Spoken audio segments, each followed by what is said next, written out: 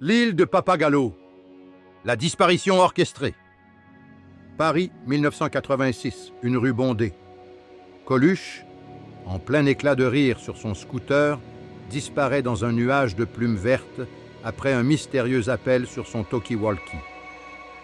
Les passants haussent les épaules, oubliant instantanément. Le contrôle secret. Dans un bunker sous les Alpes, une élite secrète, les gardiens de l'ombre, se réunit. Nous avons retiré Coluche, Mike Brandt et bientôt d'autres. Papagallo les conditionne, déclare un chef masqué. Une carte montre l'île, masquée par un champ magnétique. Leur génie dérange le système mondial. L'arrivée à Papagallo. Le tourbillon hypnotique. Sophie, une étudiante disparue en 2025, atterrit sur une plage aux couleurs psychédéliques. Des perroquets géants l'accueillent. « Bienvenue !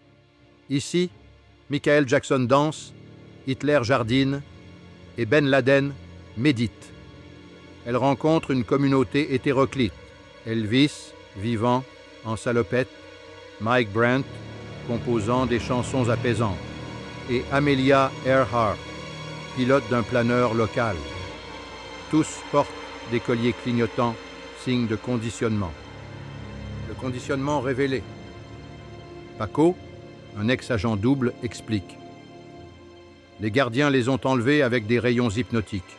Michael fuyait la pression, Hitler un procès fantôme, Ben Laden une retraite forcée, Coluche un complot médiatique, Mike Brandt une dépression, Elvis une overdose simulée, une IA secrète, cerveau ultime, les reprogramme pour créer une utopie isolée. Une fête éclate.